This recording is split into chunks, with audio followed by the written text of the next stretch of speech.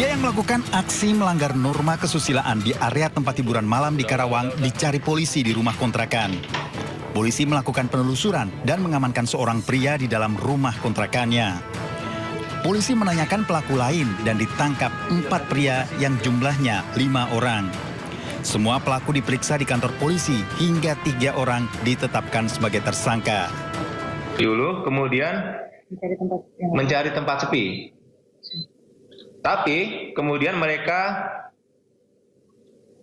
di teater Nikmat itu sudah ada terduga pelaku SA dan pelaku I. Kemudian setelah itu para terduga pelaku meminum minuman keras beralkohol yang membuat para pelaku tersebut mabuk. Lalu para terduga pelaku tersebut melakukan dugaan tindak pidana kesusilaan di muka umum dengan cara berpelukan. Saksi yang merekam mengunggah ke status media sosial dan disebarluaskan warga. Pemerintah Kabupaten Karawang menegur keras pemilik maupun pengelola salah satu tempat hiburan malam yang viral karena menggelar pesta sesama jenis atau LGBT. Pelaku usaha hiburan malam beroperasi sesuai aturan yang berlaku. Namun kebijakan tersebut harus diimbangi dengan komitmen menghormati norma sosial. Pemerintah Kabupaten Karawang mendapat tekanan dari masyarakat terkait viralnya pesta LGBT di tempat hiburan malam. Masyarakat meminta agar ada tindakan tegas, termasuk menutup tempat hiburan malam yang mendukung kegiatan LGBT. Polisi menyita flash disk rekaman CCTV saat tersangka melakukan aksinya. Para tersangka terancam hukuman 1 tahun 6 bulan penjara. Dari Karawang, Jawa Barat, Rudi Setiawan, iNews melaporkan.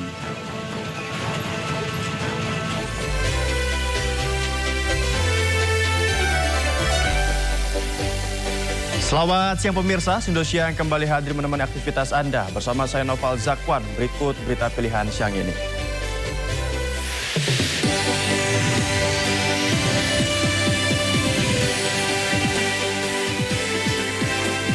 Empat prajurit TNI penyiraman air keras aktivis Kontras Andre Yunus menjalani sidang vonis di Pengadilan Negeri Jakarta.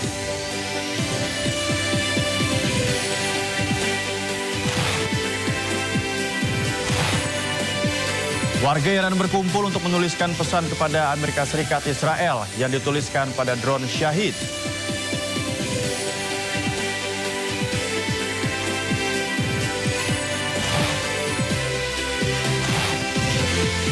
Jelang tengah malam, harga bensin non-subsidi Pertamax melonjak menjadi Rp16.250.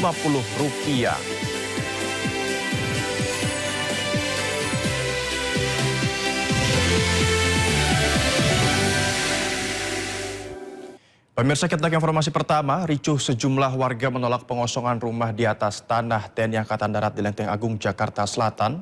Pemilik meminta agar proses hukum yang sedang berjalan dihormati.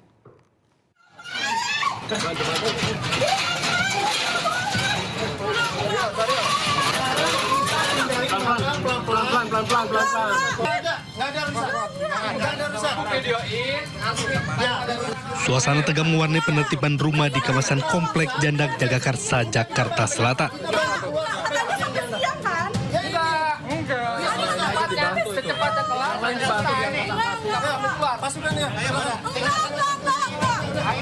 Sejumlah bangunan yang masih berdiri di atas lahan TNI Angkatan Darat mulai dikosongkan dan barang-barang milik warga turut dipindahkan dari lokasi.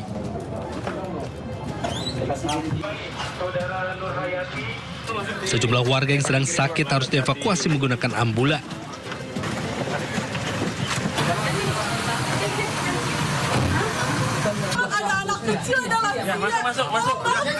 Sebagian warga bertahan di rumah mereka dan menolak meninggalkan kawasan yang akan ditertibkan.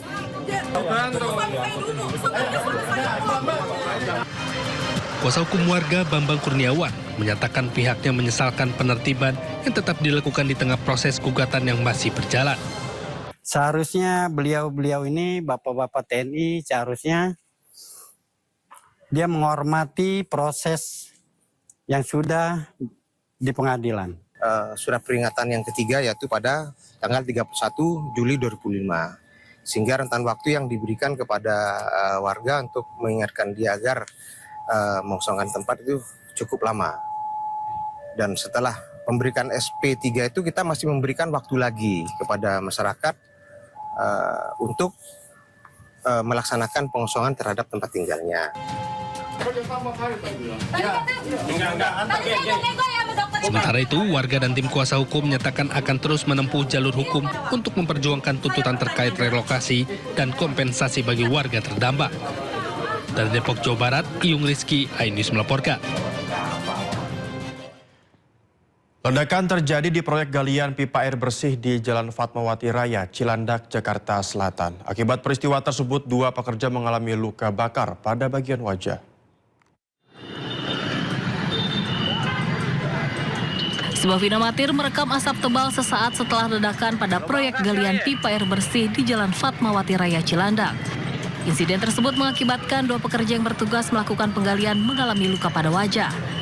Seorang pedagang mengatakan suara ledakan terdengar keras saat dirinya sedang berada tidak jauh dari lokasi ledakan. Peristiwa tersebut mengakibatkan wajah 2 pekerja luka parah dan langsung dilarikan ke rumah sakit. Petugas kepolisian mendatangi lokasi langsung melakukan olah tempat kejadian perkara dan juga memeriksa sejumlah saksi. Sementara 2 korban mengalami luka bakar di bagian wajah masih dalam perawatan di ICU dan UGD rumah sakit. Pada saat petugas galian melakukan pengecekan utilitas kabel, tiba-tiba terjadi ledakan. Itu diduga ledakan itu karena yang dibor itu dugaannya mengenai kabel listrik. Demikian. Ada korban luka, Pak? Dari kejadian itu ada korban luka, yaitu luka bakar pada wajah 2 orang yang saat ini dilarikan ke Rumah Sakit Fatmawati. Saat ini polisi tengah menyelidiki ada atau tidaknya unsur pidana dalam peristiwa ledakan tersebut. Dugaan sementara ledakan disebabkan kabel bawah tanah yang terkena perkakas saat pekerja galian sedang menggali proyek pipa air bersih. Sebuah longboat terbalik dihantam gelombang tinggi di perairan Sagalubek, Kepulauan Mentawai, Sumatera Barat. 1 dari 3 penumpang ditemukan tewas tenggelam. Tim SAR gabungan menemukan korban hilang akibat kecelakaan longboat terbalik di perairan Sagalubek. Korban ditemukan dalam kondisi tewas, pemirsa, dan mengapung sekitar 500 meter dari lokasi kejadian. Korban langsung dievakuasi dan dibawa ke perkampungan Sagalubek untuk diserahkan ke pihak keluarga. Kecelakaan bermula saat sebuah longboat berangkat untuk menjemput warga sakit dari pantai Sagalubek menuju Tua Pejat. Saat hendak keluar dari muara, gelombang besar tiba-tiba menghantam perahu hingga terbalik. Dari 3 orang yang berada di atas longboat, 2 orang berhasil menyelamatkan diri, sementara korban terpisah dan terseret arus dan diinformasikan hilang. Korban ditemukan dalam keadaan mengambang dengan kondisi meninggal dunia. Kurang lebih 0,8 nautical mil dari LKP. Selanjutnya tim melakukan evakuasi dan korban dibawa ke perkampungan di daerah Sagalubek untuk diserahkan kepada. Aksi penjamretan di Surabaya memakan korban jiwa. Seorang perempuan aparatur sipil negara meninggal dunia karena terjatuh dan terbentur aspal jalan saat mempertahankan tasnya dari pelaku jambret.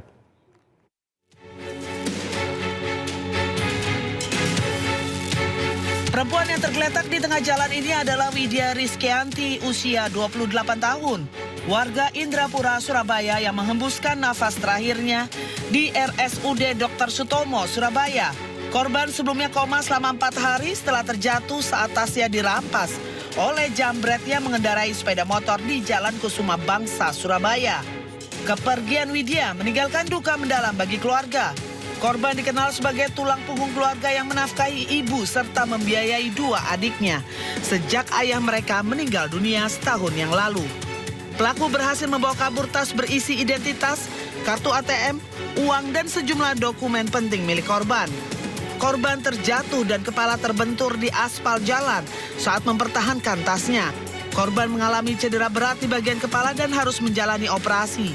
Namun kondisinya kritis dan tidak sadarkan diri hingga akhirnya Widya, korban, dinyatakan meninggal dunia. Jadi tulang punggung keluarga, adik-adik saya masih sekolah. Kebetulan saya kan nggak kerja, ibu rumah tangga, nggak bisa bantu orang tua. Terus ya itu adik saya jadi tulang punggung keluarga. Dia berusaha untuk menyekolahkan adik-adik saya, menafkahi ibu saya juga. Ya, terus kenapa sekarang diambil semua yang mencari nafkah gitu, Pak? Gara-gara pelaku itu, ya kriminal itu, ya Allah. Pihak keluarga mendesak polisi segera menangkap seluruh pelaku dan menjatuhkan hukuman seberat-beratnya. Mereka tidak ingin aksi jambret serupa kembali merenggut korban jiwa lainnya. Dari Surabaya, Jawa Timur, Nur Syafi'i, iNews melaporkan. Kasus sate maut yang menewaskan seorang perempuan di Boyolali, Jawa Tengah akhirnya terungkap, pemirsa. Pengirim sate ternyata menantu korban. Pelaku mencampurkan racun tikus ke dalam sate dan mengirimkan ke mertua melalui aplikasi ojek online. Misteri kematian Aminah, perempuan yang tewas tidak wajar usai makan sate di Desa Sindon, Kecamatan Ngemplak, Boyolali, Jawa Tengah, akhirnya terungkap. Upaya keluarga meminta pembongkaran makam Aminah tidak sia-sia. Dari pemeriksaan jasad, polisi menemukan racun tikus di lambung korban. Tidak butuh waktu lama, polisi akhirnya mengungkap pengirim sate maut yang ternyata merupakan menantu korban. Dalam pemeriksaan, tersangka mengaku sakit hati ke mertuanya hingga nekat mencampurkan racun tikus ke makanan sate yang dikirimkan ke mertuanya. Sate dikirimkan melalui aplikasi ojek online dengan akun palsu. Terdapat sisa makanan ya di lambung milik korban, yakni adalah nasi lontong, daging unggas, kacang serta cabai. Berarti itu sate itu memang dimakan oleh korban. Sebelumnya, pembunuhan berencana terhadap Aminah terungkap setelah keluarga curiga dengan kematian Aminah. Korban ditemukan tewas dengan tubuh membiru dan ada bekas muntah. Sepekan setelahnya, keluarga akhirnya melapor polisi dan meminta makam korban dibongkar untuk dilakukan otopsi. Dari Boyolali, Jawa Tengah, Tata Rahmanta, iNews melaporkan. Kepolisian menggelar rekonstruksi dalam kasus kekerasan terhadap anak di Daycare Little Aresya, Yogyakarta. Reka ulang nyaris diwarnai kericuhan saat para orang tua korban yang emosi mencoba memukul para tersangka yang didatangkan ke lokasi.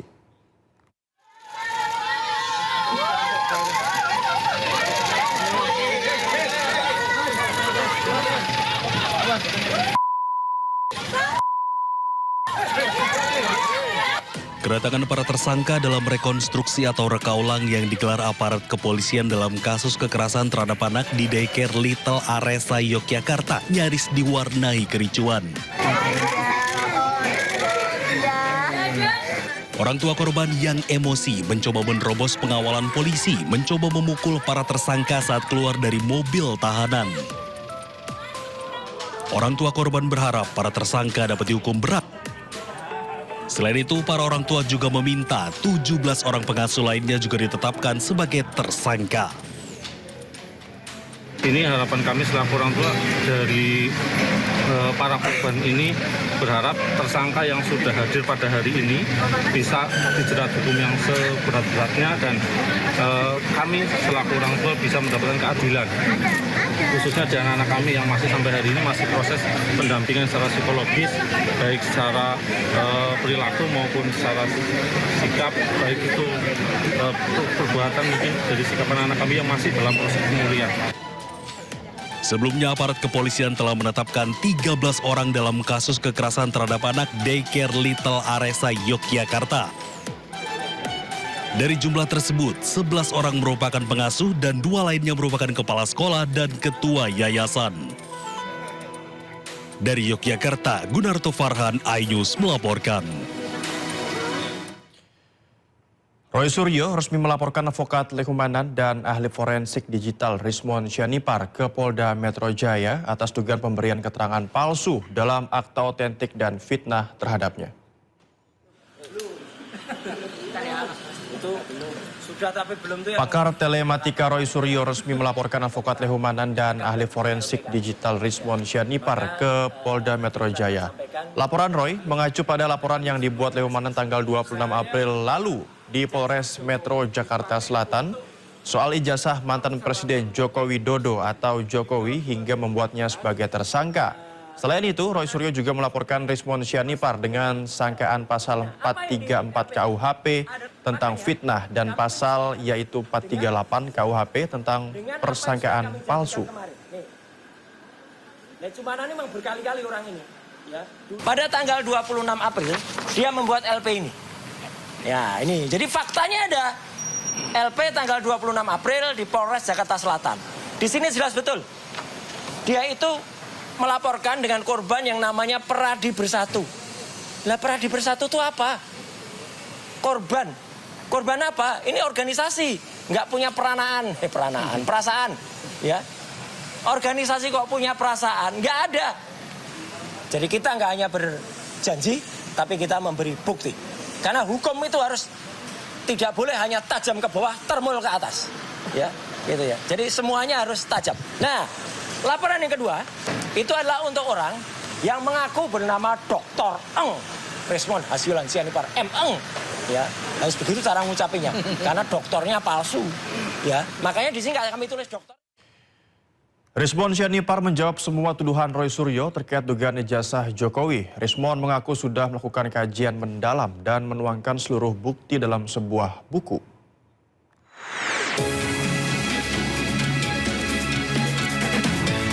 Tak gentar dilaporkan Roy Suryo.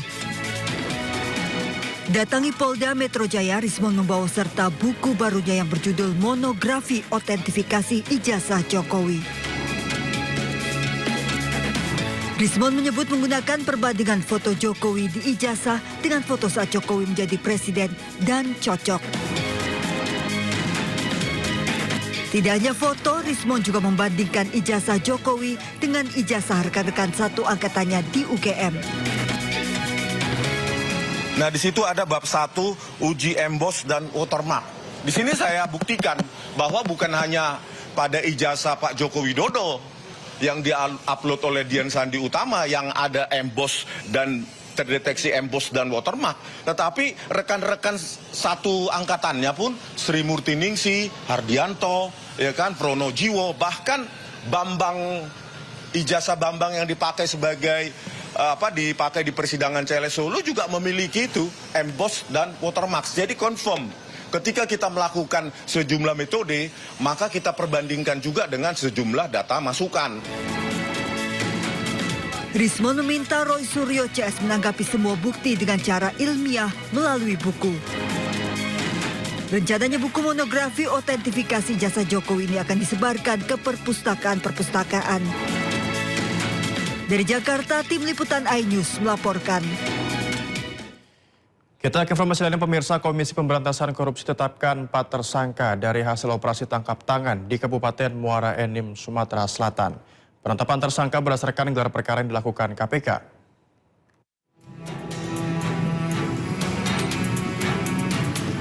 Bupati Muara Enim Edison tiba di gedung KPK Jakarta dengan pengawalan ketat petugas dan langsung masuk ke gedung merah putih untuk jalani pemeriksaan.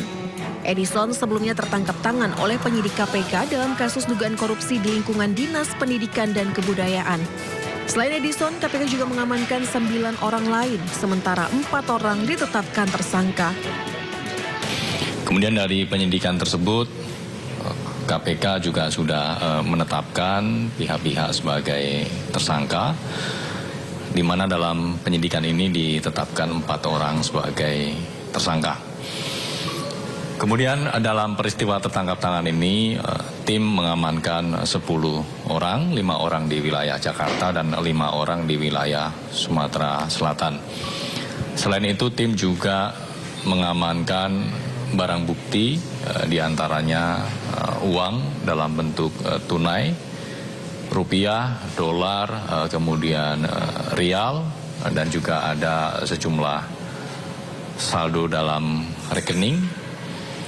Karena memang beberapa rekening ini diduga digunakan sebagai penampungan terkait dengan dugaan penerimaan yang dilakukan oleh para oknum di pemerintah Kabupaten Muara Enim dari para pihak swasta, sehingga dilakukan pengamanan terhadap saldo-saldo dalam rekening tersebut.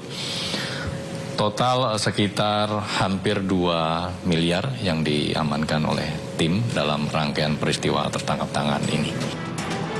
Sebelumnya, tim penyidik KPK menyegel sejumlah ruangan di lingkungan pemerintah Kabupaten Muara Enim, Sumatera Selatan. Selain itu, rumah dinas Bupati Muara Enim juga turut disegel penyidik. Tim Liputan iNews melaporkan. Terdakwa kasus Chromebook Nadiem Makarim jalani sidang replik. JPU menilai nota pembelaan terdakwa memutarbalikan fakta. Jaksa Penuntut Umum atau JPU tanggapi nota pembelaan terdakwa kasus Chromebook Nadiem Makarim dalam sidang replik yang digelar di Pengadilan Tipikor Jakarta Pusat hari ini. Pihak JPU menilai nota pembelaan terdakwa tidak mampu menggoyahkan fakta-fakta hukum yang telah terungkap terang benderang di persidangan. Nota pembelaan yang disampaikan terdakwa Nadiem dinilai JPU memutarbalikan fakta melalui tafsiran ulang fakta agar seolah-olah Nadiem tidak bersalah. Bahwa pledoi dari tim penasihat hukum patutlah ditolak.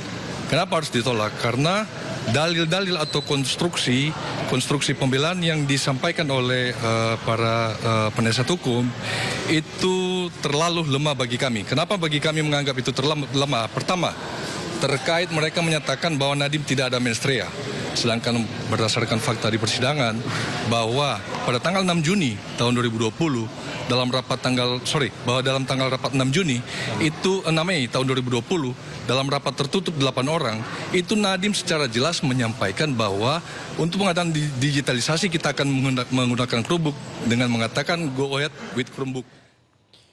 Ya, sementara itu usai menjalani sidang replik, terdakwa kasus Chromebook Nadiem Makarim merasa sedih dan ada ketidakadilan. Nadiem mengatakan semua kebenaran yang disampaikan lewat fakta persidangan diabaikan. Sebagai orang awam ini merasa sidang itu kan harusnya tempat untuk mencari kebenaran.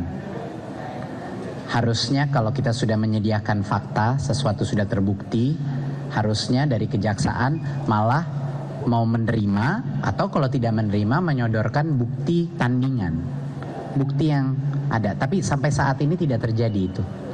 Dan replik ini seolah-olah 5 bulan sidang itu tidak terjadi. Jadi semua fakta-fakta yang sudah dibuktikan dalam persidangan sudah dijawab, itu diabaikan saja lalu dilanjutkan. Dan seperti yang Bang Zaid tadi bilang, malah lebih daripada mengabaikan bukti, narasinya berubah dari dakwaan. Jadi narasi yang tadi replik itu bukan narasi awal, sehingga sekarang ceritanya adalah mengenai white collar crime. Raffi Ahmad menggandeng pengacara Hotman Paris Hutapea untuk meluruskan pemberitaan usai namanya terseret dalam kasus dugaan suap impor barang di Ditjen Bea Cukai. Sementara KPK menyebut barang titipan Raffi Ahmad bukanlah penyelundupan.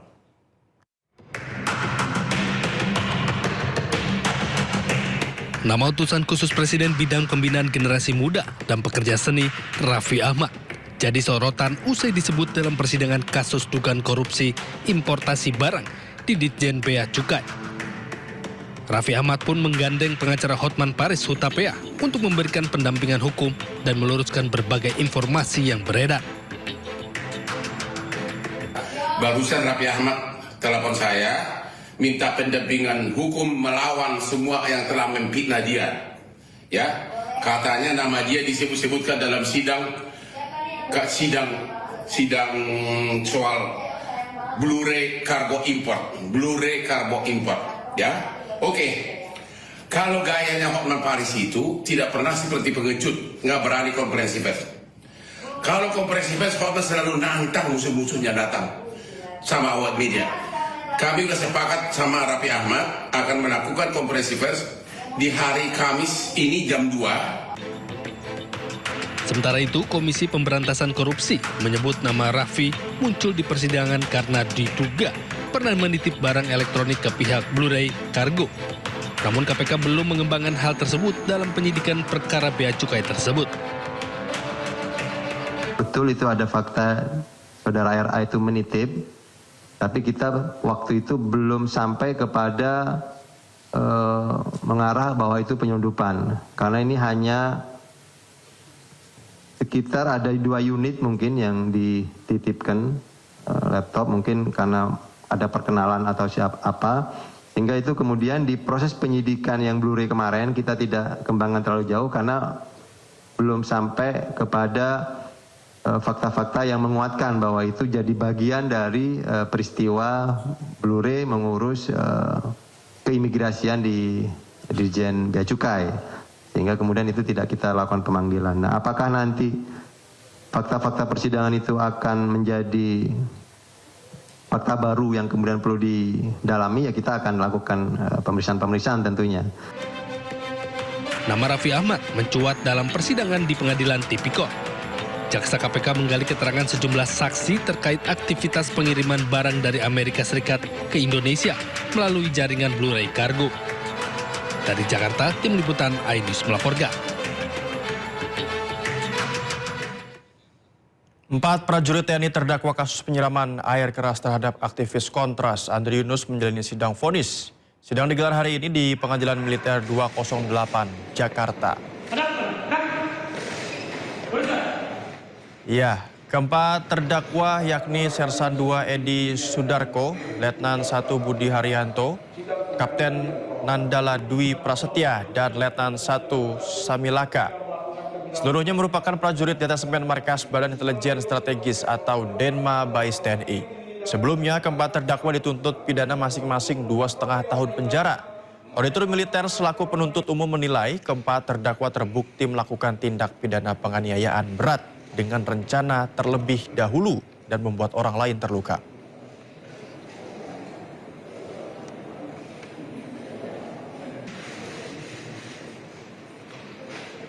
Siap, 10 ya? Siap, tak boleh.